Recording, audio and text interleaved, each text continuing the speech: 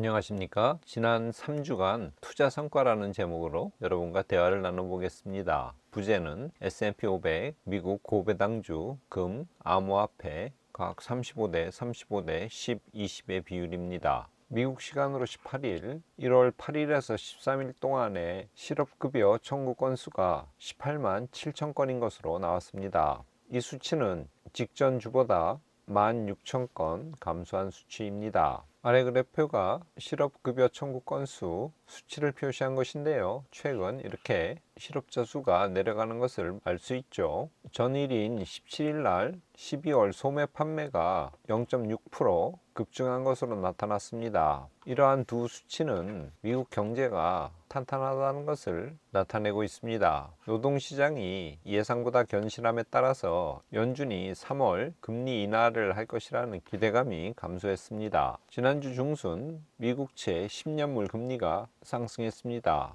그래서 4%대를 넘었습니다. 미 연준의 인사뿐만 아니라 유럽중앙은행의 인사들도 기준금리 인하 기대가 과도하다는 주장을 한 목소리로 내고 있습니다. 덕분에 금리가 조정을 받은 것입니다. 로베르토 홀츠만 오스트리아 중앙은행 총재이자 유럽중앙은행 통화정책위원이 세계경제포럼에서 인플레이션이 지속적이며 따라서 올해 유럽중앙은행은 금리를 인하하지 못할 것이라고 언급을 했습니다. 이 또한 국채금리 상승을 부추기는 요인으로 작용했습니다. JP모건의 수장 제레미 다이먼은 스위스 다보스 포럼에서 기자들과 인터뷰하는 가운데 모든 것이 더 이상 좋을 수 없을 정도로 좋다고 가정하는 것은 실수라고 지적했습니다. 미국 경기가 연착륙한다고 하는 컨센서스가 힘을 얻고 있지만 재정정책이나 전쟁 위기 등 위험 요소들이 계속 도사리고 있다고 경고하고 나섰습니다.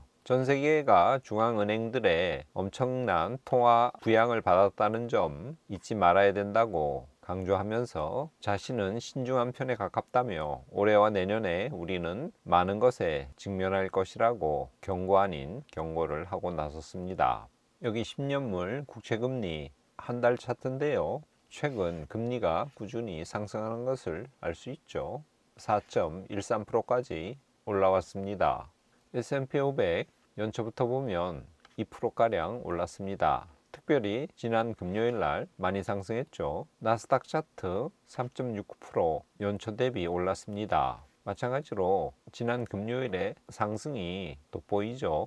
반면에 코스피 차트는 올해 초부터 약 7%가량 하락했습니다. 우리나라 주식시장 주요 전 세계 증시와 비교할 때 상당히 저조합니다. WTI 서부 텍사스 중진류 6개월 차트인데요. 유가는 최근 배럴당 70불대 초반에서 횡보하고 있죠. 안정적인 상태를 유지하고 있다고 볼 수 있겠습니다. 금 선물 차트 연초 대비로 약 2%가량 하락했습니다. 그러나 계속 온스당 2,000달러 위에서 가격이 형성되어 있죠. 비트코인 차트 연초 대비로 약 6%가량 하락했습니다. 미국의 증권거래위원회 SEC가 현물 ETF를 승인한 이후에 오히려 가격이 많이 떨어졌습니다. 소문에 사고 뉴스에 팔라고 하는 증시 격언이 그대로 들어맞았습니다. 현재 4만 1000불대까지 내려온 상태죠.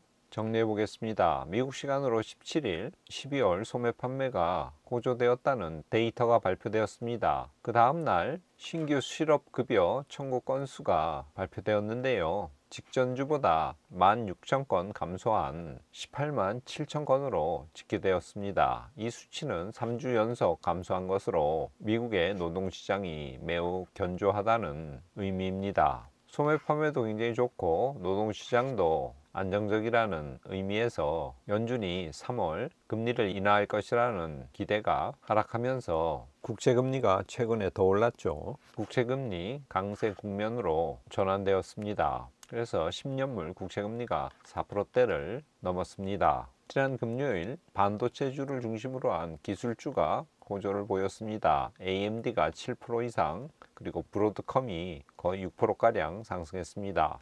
그 결과 S&P 500은 2년 만에 최고치를 기록해서 4,839포인트로 지난 금요일 장을 마감했습니다. 저희 포트폴리오는 S&P 500, 고배당주, 슈드를 복제한 거죠. 그리고 금, 암호화폐 이렇게 35대 35대 10, 20의 비율로 매달 분할 매수하자고 했죠. 특별히 암호화폐 20은 비트코인은 많이 올랐으니까 비트코인 2대 이더리움 8의 비율로 투자하자고 제가 말씀드렸습니다. 만일 매월 초 100만원씩 분할 매수한다고 가정해서 올해는 대략 매월 말에 수익률을 공개하겠습니다. 우선 1월 20일 현재 수익률은 다음과 같습니다.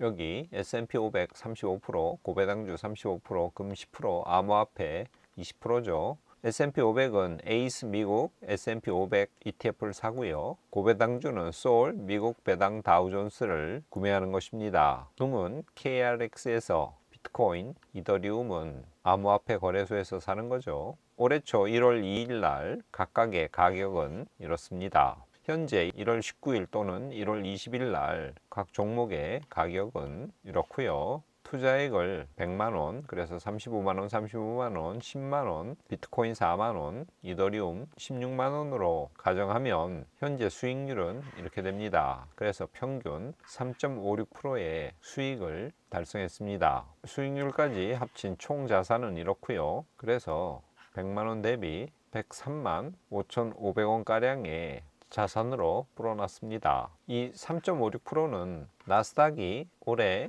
연초 대비로 했을 때 3.69% 올랐거든요. 거의 나스닥과 별 차이가 없는 수익을 거둔 것입니다. 오늘은 에베소서 5장 15절에서 16절 말씀을 가져왔습니다. 제가 읽어보겠습니다. 그런즉 너희가 어떻게 행할지를 자세히 주의하여 지혜 없는 자 같이 하지 말고 오직 지혜 있는 자 같이 하여 세월을 아끼라. 때가 악하니라.